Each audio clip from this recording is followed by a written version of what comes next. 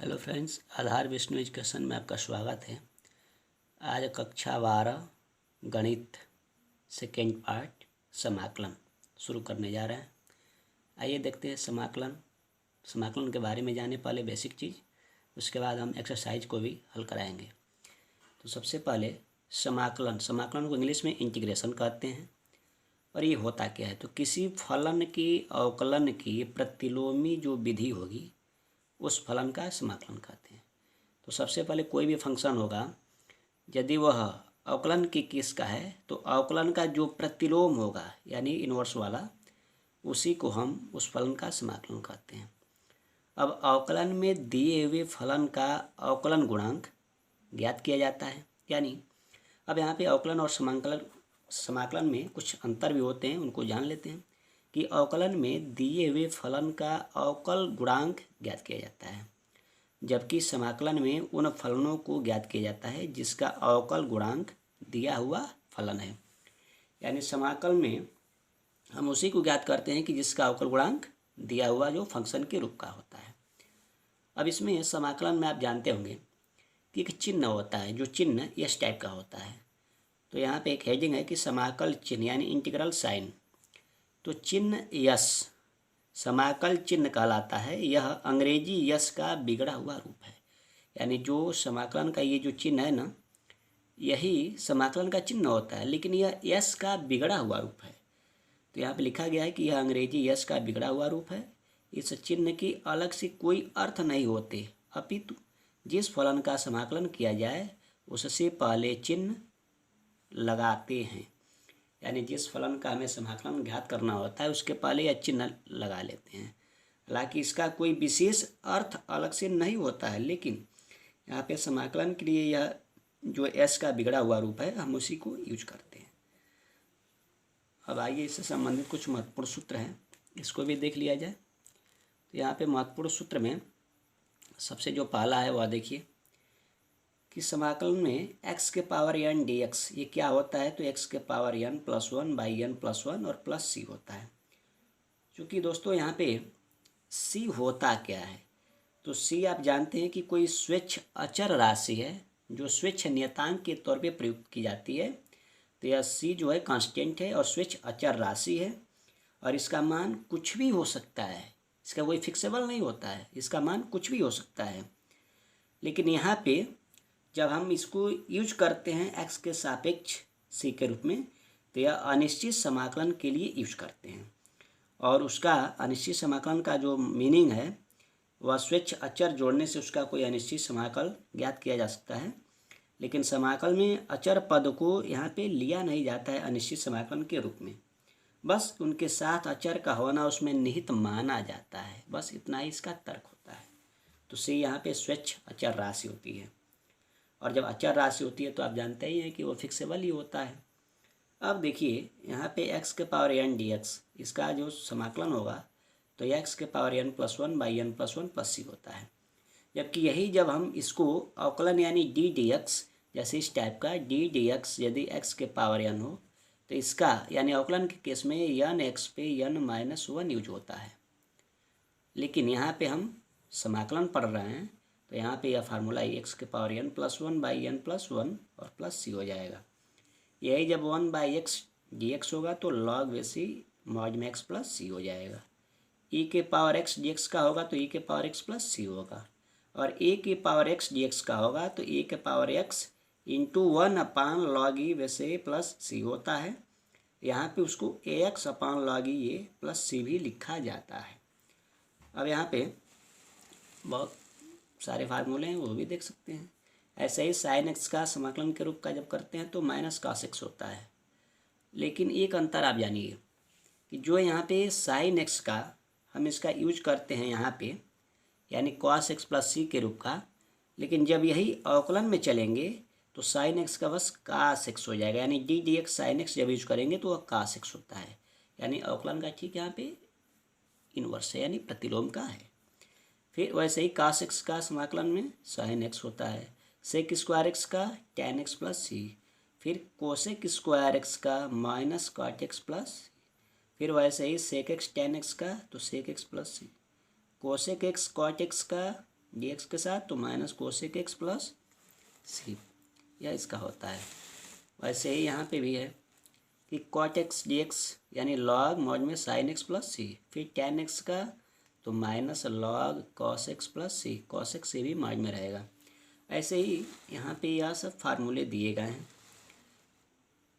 तक के लिए कम से कम इस चैप्टर के लिए जो महत्वपूर्ण सूत्र है जिनका यूज काफ़ी ज़्यादा है वह कम से कम 19 तक दिया गया है। आप इनको फार्मूले को बेसिकली रूप से याद कर लेंगे, इनको जान लेंगे। अभी आपको इस पर आधारित जो हम सवाल हल कराएंगे वो आपको बहुत ही आसानी से और समझ में आएगा, यह मुझे विश्वास है। तो आइए चलते हैं, इसको हल कराया जाए। पहला सवाल यानी प्रश्नावली 7.1 का पहला सवाल है कि साइन 2x और साइन 2x, उसमें जो प्रश्नावली है 7.1 उसमें यही कह रहा है कि निम्नलिखित फलनों के प्रत्यवकलज, यानी प्रत्यवकलज का मतलब होता है कि समाकलन, यानी समाकलन का एंटी डिफरेंशिएशन यानी प्रत्यवकलज समाकलन। तो यहाँ पे निरीक्षण विधि द्वारा आपको ज्ञात करना है। तो देखिए इसमें पहला सवाल है कि साइन 2x। अब साइन 2x है तो सबसे पहले यदि इंटीग्रेशन में साइन 2x का वैल्यू पूछ रहा है तो इसको हम पहले डी डी एक्स के रूप में ज्ञात करेंगे। उसके बाद से हम उसका जो सिंबल लगाएंगे समाकलन का उसके साथ ज्ञात करेंगे। तो सबसे पहले यहाँ पे साइन 2x है, तो साइन 2x कैसे आएगा, तो इसके लिए सबसे पहले हम जानेंगे कि जो इसकी अपोजिशन यानी अवकलन का फार्मूला है उसको रखेंगे। तो यहाँ पे जब हम D D x cos 2x करेंगे तो यह आप जानते हैं कि अवकलन की केस में cos x का होता है माइनस साइन x। तो यहाँ पे cos 2x है तो यहाँ पे हो जाएगा माइनस साइन 2x। पहले तो इतना होगा cos 2x का minus sine 2x D D X के साथ। लेकिन एक चीज़ आपको ध्यान देना है कि x के साथ यहाँ पे 2x है, तो फिर पुनः हम 2x का डी डी एक्स निकालते हैं। तो यहाँ पे यदि रफ में देख सकते हैं कि डी डी एक्स 2x का निकालेंगे तो यहाँ पे यह x का x के सापेक्ष 1, यहाँ पे कंप्लीट 2 मिल जाएगा। तो यहाँ पे जब cos 2x का निकालेंगे तो माइनस साइन 2x होगा और फिर 2x निकालेंगे तो 2 हो जाएगा, यानी माइनस 2 साइन 2x होगा। अब क्या करेंगे कि यहाँ पे जब माइनस 2 साइन 2x हुआ तो इस माइनस के साथ इस 2 को यदि इधर लाएं तो क्या होना चाहिए, तो आप देख सकते हैं कि यदि माइनस 1/2 कर दें और डी डी एक्स कर दें तो यह cos 2x, यानी यह पोर्शन वही रहेगा, बस इनको इधर लाएंगे तो इसके हर में आएगा। तो फिर बराबर क्या बच जाएगा, तो यही साइन 2x बचेगा। अब साइन 2x जब बच जा रहा है तो यहाँ पे क्या लाना था हमें कि साइन 2x का समाकलन यानी हमको ज्ञात करना था। तो अब यहाँ पे लिख सकते हैं कि साइन 2x का मान यानी साइन 2x का मान हमें इतना प्राप्त हुआ, तो इसको लिख सकते हैं कि साइन 2x बराबर माइनस 1/2 और फिर ये क्या मिला है तो cos 2x और हमें रखना क्या है प्लस c। यानी जब किसी भी क्वेश्चन को सॉल्व करेंगे तो लास्ट में जो सॉल्यूशन आएगा उसके लास्ट में हमें c को रख लेना है। तो यही हमारा क्या मिला, तो यही हमारा उत्तर मिला यानी रिजल्ट। तो यहाँ पे आप देख सकते हैं कि पहले साइन 2x था क्वेश्चन में, तो हम साइन 2x का डायरेक्टली ना निकाल करके पहले हम डी डी एक्स निकालेंगे किसी और का। तो किसी और का मतलब कि cos 2x का निकालेंगे। तो cos 2x का जब निकालेंगे तो माइनस 2 साइन 2x हुआ इसका डी डी एक्स। अब यहाँ पे क्या करेंगे कि इस 2 को इधर लाएंगे चिन्ह के साथ, तो यहाँ पे माइनस 1/2 डी डी एक्स और ये cos 2x रहेगा ही, तो बराबर में बस बच जाएगा यहाँ पे साइन 2x। तो यहीं पे साइन 2x लिखे हैं।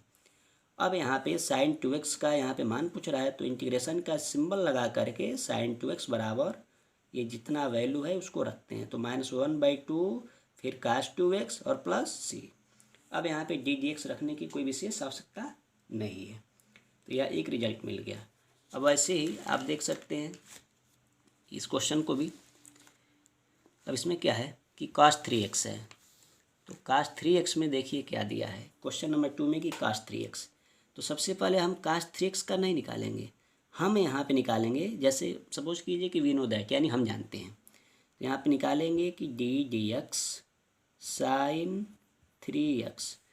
तो साइन 3x का निकालेंगे तो क्या हो जाएगा, एकदम इसी की तरह निकालेंगे। तो साइन का d/dx में फार्मूला क्या होता है, तो यहाँ पे समझ सकते हैं कि d/dx साइन x बराबर होता है कास x होता है, यह फार्मूला होता है। तो यहाँ पे साइन x का जब कास x करेंगे तो 3x भी है, तो यानी 3 कास 3x हो गया। अब आप कहेंगे कि d/dx यहाँ पे साइन x का फार्मूला तो बस कास x होता है, तो लेकिन यह कैसे इतना हो गया। तो आप इसको हल करेंगे तो साइन का यानी यह पूरा कोफिशिएंट यदि x के साथ मानेंगे तो साइन x का कास x होगा, और यहाँ पे 3x है तो यहाँ पे भी 3x हो गया। लेकिन जब d/dx 3x का भी निकालेंगे हम, तो d/dx 3x का जैसे यहाँ पे d/dx 2x निकाले हैं तो वैसे ही d/dx 3x निकालेंगे, तो यहाँ पे 2 आया है तो यहाँ पे कंप्लीट 3 आएगा। तो वही 3 हम पहले नोट कर लिए, यहाँ पे नोट नहीं करते हैं चूँकि यह थीटा एक्स वाई जो इसका कोफिशिएंट होता है उसका गुणांक होता है, इसलिए इसको यहाँ पे नहीं रखते हैं। तो 3 कास 3x हो गया। अब करना क्या है, हमें मान किसका निकालना है, तो कास 3x का। तो कास 3x बराबर क्या हो जाना चाहिए, तो यहाँ पे d/dx। अब देखिए कास 3x निकालेंगे तो इसका जो गुणांक है 3, यह कहाँ पे आएगा, इसके नीचे आएगा। तो इसका मतलब कि 1/3 साइन 3x इतना होगा। अब यहाँ पे जब इंटीग्रेशन का चिन्ह लगा देंगे और कास 3x dx जब निकालेंगे तो इसका मतलब हो गया कास 3x dx निकालेंगे, चूँकि यहाँ पे देखिए dx यहाँ पे भी रहेगा, तो ये हो जाएगा 1/3 साइन 3x और प्लस लास्ट में यह c यानी अचर जोड़ देंगे। तो यही आपका रिजल्ट मिला, यही आपका उत्तर मिला, इसको लिख लेंगे। तो ये 2-4 सवाल कराया जाएगा तो आपको पूरा कंप्लीट समझ में आएगा, चूँकि अभी स्टार्टिंग है। फिर वैसे ही देखिए क्वेश्चन नंबर 3 के लिए। तो क्वेश्चन नंबर 3 में है कि e के पावर 2x। तो आपको बता दें कि e के पावर x और e के पावर 2x या e के पावर 3x यदि दिया हो तो e के पावर x का फार्मूला e के पावर x प्लस c ही होता है, इसका कोई विशेष परिवर्तन नहीं होता है। तो यहाँ पे क्या करेंगे कि सबसे पहले हम इसका निकाल लेंगे कि d/dx e के पावर 2x। तो e के पावर x का फार्मूला e के पावर x ही होता है, तो यानी e के पावर 2x ही होगा। फिर अब रफ में क्या करेंगे कि d/dx निकालेंगे 2x का। तो जैसे अभी हम यहाँ पे इस क्वेश्चन में d/dx 2x निकाले थे तो इनके लिए भी हम वैसे ही निकालेंगे। तो देखिए यहाँ पे आपको एक चीज़ रफ में समझा दे रहे हैं कि जब d/dx 2x निकालेंगे तो इसका मान x का x के सापेक्ष करेंगे तो 1 यानी इसका मान बस 2 आएगा। तो ऐसे ही जब e के पावर 2x है तो d/dx e के पावर 2x निकालेंगे तो e के पावर 2x ही होगा और इंटू 2 हो जाएगा। तो वह 2 हम पहले नोट कर लेते हैं। अब यहाँ पे इतना लिख लिए। अब करना क्या है, हमें e के पावर 2x का समाकलन ज्ञात करना है। तो यहाँ पे जब हम e के पावर 2x लिखेंगे तो क्या होना चाहिए, तो d/dx e के पावर 2x और इंटू में क्या आना चाहिए। तो आपको एक बात सावधानी देनी होगी कि यह जो 2 है यह कहाँ पे आएगा, इधर आ जाएगा।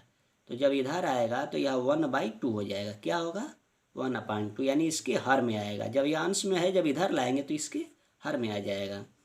तो यहाँ पे कह सकते हैं 1/2। और जब इनको ऐसे लिखेंगे e के पावर 2x तो e के पावर 2x का मतलब हो जाएगा कि 1/2 और e के पावर 2x। और देखिए जब यहाँ पे हम dx को हटाएंगे, जब यहाँ पे लाएंगे तो इनको ऐसे लिखेंगे। अब जब तक नहीं ला रहे हैं तब तक हम इनको यहाँ पे d/dx लिखेंगे। अब देखिए जब यहाँ पे e के पावर 2x का जब इंटीग्रेशन के साथ लिखेंगे यानी dx में इंटीग्रेशन के साथ लिखेंगे तो इनका वैल्यू 1/2 e के पावर 2x और प्लस c रखेंगे, यानी यही इसका उत्तर हो जाएगा।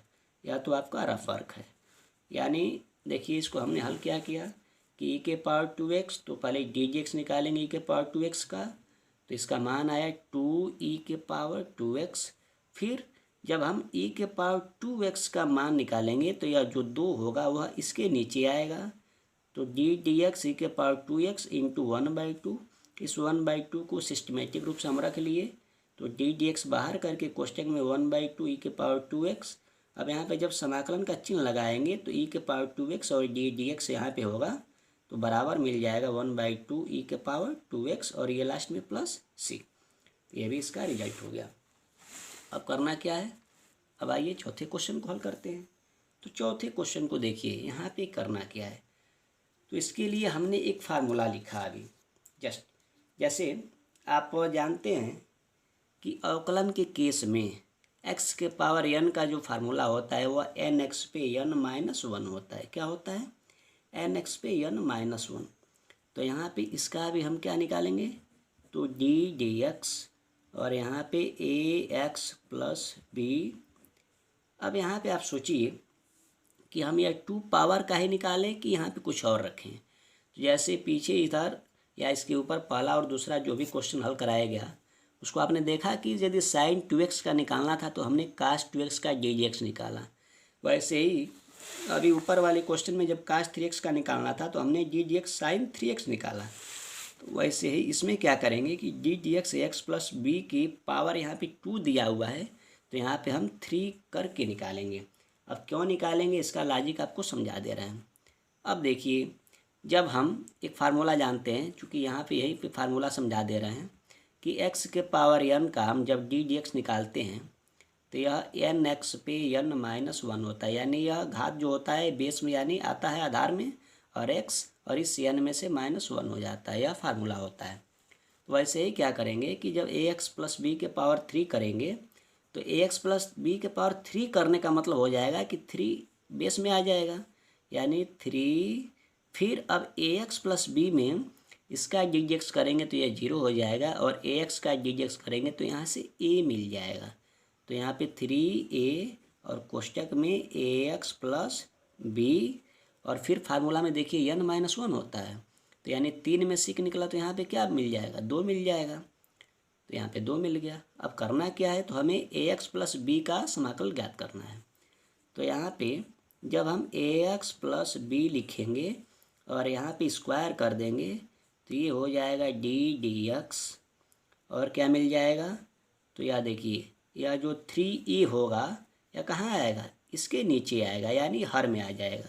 तो 1/3a और कोष्टक में मिल जाएगा आपका ax प्लस b के पावर 3, और ये यहाँ पे ऐसे नोट कर लेंगे।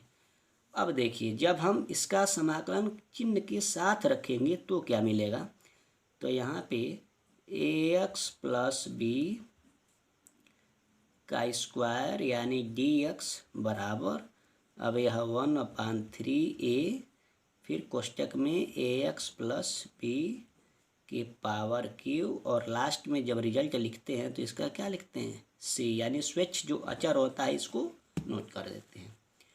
तो आज दोस्तों आप लोगों ने यह जाना कि प्रश्नावली 7.1 में जो समाकलन का चिन्ह है उसको कैसे रख करके और अवकलन को हल करते हुए लास्ट में समाकलन दिखाना है, इसके बारे में आज क्वेश्चन नंबर 4 तक बताया गया।